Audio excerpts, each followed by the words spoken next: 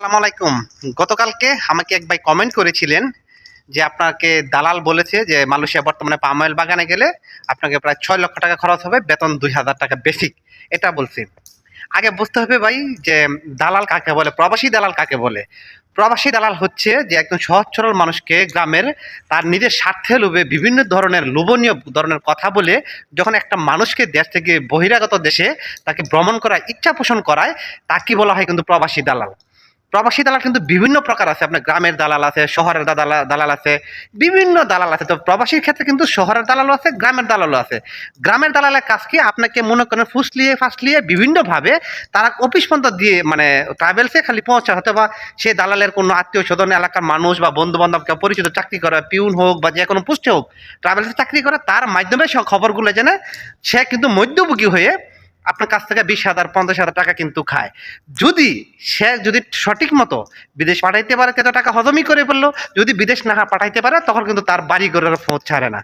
কিন্তু আমি আপনাকে বলবো, এই গ্রামের দালাল, বিশেষ করে মালয়েশিয়া যখন কলিং ভিসা খোলা, তখন কিন্তু গ্রামের যে দালালগুলো আছে তারা দৌরত্ব কিন্তু অনেক বেড়ে যায়। বিভিন্ন পাম পুটি দিয়ে আপনার বাবাকে পেলে বলবে, আরে আপনার ছেলে উপযুক্ত হয়ে গেছে, মালয়েশিয়া আবার খুলছে, মালয়েশিয়া এখন প্রায় ১ লক্ষ টাকা বেতন, এখনো পাঠাচ্ছেন না? আরে আমি ব্যবস্থা করে দিচ্ছি, আমাকে পাসপোর্ট দেন। বিভিন্নভাবে ব্লেম দিয়ে চা খাওয়াবে, কফি খাওয়াবে, শীতকালে পিঠা খাওয়াবে, এদিক খাওয়াই আপনার বাবাকে রাজি খুশি করাবে। তারপর আপনাকে পাইলে বলবে, আরে তুমি এখনো বিদেশ যাও না?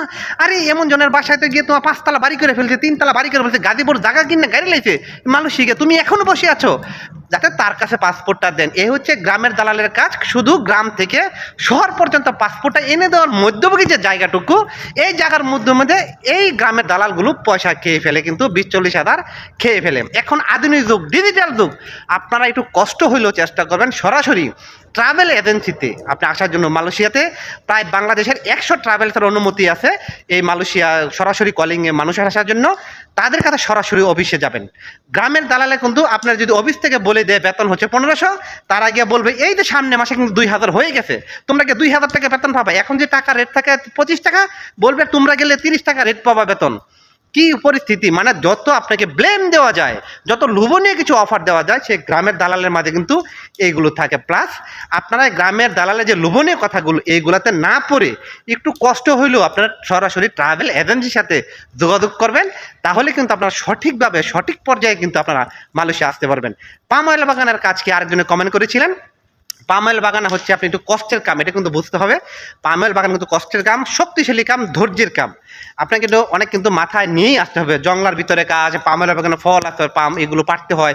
একটা ফলে প্রায় ৪০ কেজি, ৫০ কেজি, ৬০ কেজি, ৭০ কেজি ওজন। একা একা এগুলো গাড়ির ভিতরে উঠাইতে হবে, কিন্তু সেটা মাথায় নিয়েই কিন্তু আসবেন। এখানে এসে কান্নাকাটি করবেন বা আবার ৩-৪ লাখ টাকা খরচ করে আসবেন, এটা কিন্তু হবে না ভাই। চিন্তা ভাবনা করেই কিন্তু তারপর দেশে আসবেন। পরিশ্রমকে সামনে নিয়ে সফলতা যে আনতে চান, পরিশ্রমকে সামনে নিয়ে মাথায় হাজির নাজির করেই কিন্তু দেশের বাড়ি আসবেন। তাহলে কিন্তু আপনি সফলতা পাবেন, কারণ পরিশ্রমের পরেই কিন্তু সুখ। তাই গ্রামের যে দৌরত্বের দালালগুলো, এটার থেকে আপনারা অবশ্যই দূরে থাকবেন।